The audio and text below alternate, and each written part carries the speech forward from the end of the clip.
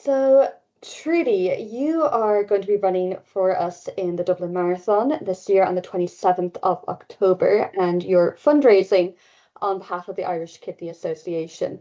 But you have your own story with kidney failure and kidney transplant as well. So, to go back, your story begins back in 2007, where you discovered that you needed to go on dialysis and eventually go down the road of needing a transplant. So can you share what it was like to discover that and what your journey was like?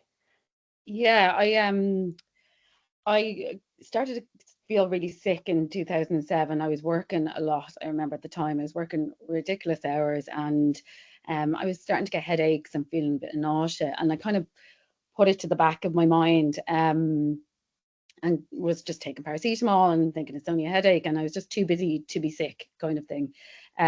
So eventually, when I did go, and they told me that I would need to go on dialysis. I mean, it's obviously such a shock when that happens to you, and the annoyance of me not listening to my own body as well at the time. But I naively thought it was just a two-step thing, that I would go on dialysis and a couple of weeks later a call would come through and I'd get a kidney. That's how naive I was about the whole situation. So, and I was quite a positive person, so I like thought it would be a much simpler process than what it was. Um, and I don't know, even though the doctors and everyone else breaks it down for you about how hard it is to get worked up and stuff, I still felt like, oh, that's other people, it's not me. And so yeah, it's quite a shock when you do start dialysis basically, and realize how long a workup situation is and how long it takes to get onto the list and all of the other stuff that has to go with it. Yeah, and I don't think many people in the public realize what an ordeal that is. Um, Yeah. And eventually, and quite thankfully, you did end up getting transplanted. And I mean, what's I suppose unique to your situation is it was from your parents, your father, and then your mother donated a kidney to you. So from that kind of personal connection to it being your mother and father, how did receiving kidney transplants from both your parents impact you? well, my dad, in fairness, said straight away the minute I went on dialysis, I'll be your donor. I'll do it straight. And it took me a whole year on dialysis in order to take him up on that, because psychologically it's a lot. Like you worry about them being sick, you worry what your siblings will think if anything does happen to them. Um, there's a whole thing around that. Like, a lot of people would say, why didn't you just take it straight away? You wouldn't have had to go on dialysis. You wouldn't have to be in sick all along. But there's more to it than that. There is a like a whole emotional thing that goes with it, and a whole psychological thing that goes with not wanting your parents to be sick to make you feel better. Um, but after a year on dialysis and how tough that is, and my dad kept asking me a good few times, um, I eventually thought, okay, well, maybe this is the way to go. And there was a lot of um, reassurance from the hospital as well that everybody would be well taken care of and stuff like that. Obviously, there's no guarantees, but um, you get a lot of counselling and stuff around that as well. So yeah, it's tough. It doesn't make it any easier, but it's a tough decision to make.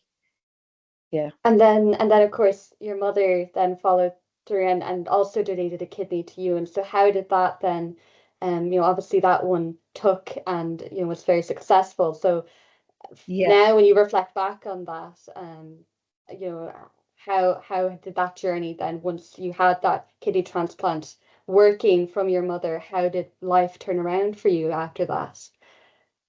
Hugely. I was on back on dialysis for about 5 years, I think. In between that, and I was very depressed after my dad's kidney failed, and I was got very down about that, and it took me a long time to come back. And you know, starting dialysis again, you don't have that naivety of being, oh, it's going to be okay. It'll only be for a little while. Like, you realize the second time around how difficult it is, how long you'll be waiting, having to do the workup again, it's like the blinkers are off the second time around. So yeah, then my mum got worked up eventually, and I started to feel a lot better and started to get my health back. Um, and she did that for it was 100% match, and it was almost the day I left hospital was a different day. It was like everything turned around in my life. I could breathe better, and my skin looked better. I just felt better. I had loads of energy. And I think what people don't understand about being on dialysis is that you're just cold and thirsty all the time, just cold and thirsty. That's all I remember from it, and just tired. And you actually are so used to the tiredness. It's not until you have your transplant that you're like, oh, this is the way I remember I used to feel. Like I had lots of energy. And I think within 3 months, I did my first 10-kilometer run. I did a race, and that just goes to show you how huge it is, and how much like of a difference it makes to people's lives in general.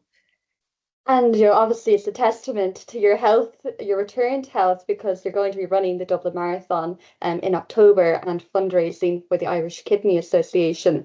So you've had your own journey with kidney failure and kidney transplant.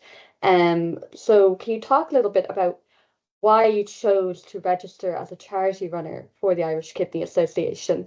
Lots of reasons. I suppose I'm healthy now. I'd like to give back. I think it's really important charity. I don't think people think about it enough, and nor should they, I suppose, until something happens within their family. Um, and the Irish Kidney Association really helped me out when I was sick. And there's other things that people don't talk about when you're on dialysis for a long period of time. Obviously, you're working very, very little, or sometimes not working at all. So money gets tight if you can't pay your mortgage. It's like there's a whole other side to being ill that people don't really talk about or think about. And the Irish Kidney Association really helped me, not only with kind of some counselling, but like also with some cash. I remember the first time I got a check for 200 quid, and I was on my knees at that time, and I cried because like I had nothing in the bank, like I had absolutely nothing.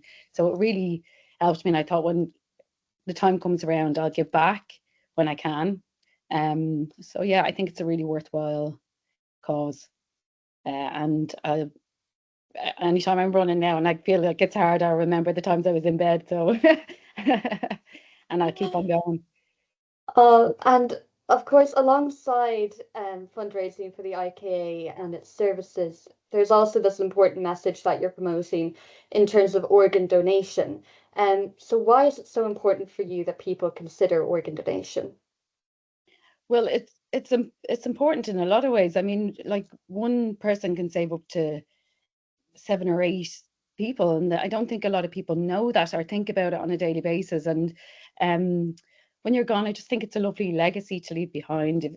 Even if it's, I mean, your heart, your lungs, your liver, everything can be given to somebody else to live another day. And it could be like a child or a mother that's just had that has a few extra years with their family. I mean, I just think it's really important. And I suppose it's not until someone's like really, really ill that you have to think about that. Um, or there's an accident that's happened in your family, and it's the wrong time for doctors to be asking the question. So if you already have your wishes in place, it's a lot easier on everybody, um, than to leave that question open to your family and have it to worry about it in such a vulnerable time. Um, yeah, I think it's an important message. I think it's a lovely legacy to leave behind for somebody. And for people who want to contribute to your fundraiser on the lead up to the Dublin Marathon, where is the place to go for them to find your fundraiser? Oh, Facebook. I'm uh, Trudy Hayes on Facebook, and then on my Instagram is at Trudy Hayes. Um, and yeah, it's all up there. The little link is on both pages. Hopefully, we'll get some money in. And I'm also doing like for in my business, Raven Hair Care. Half of everything that we sell from now till the marathon is going towards the Irish Kidney Association. somewhere. Fantastic. Fantastic. Well, best of luck with the marathon. I mean, you sound like you're ready for it, and the best of luck with the fundraising as well. Okay.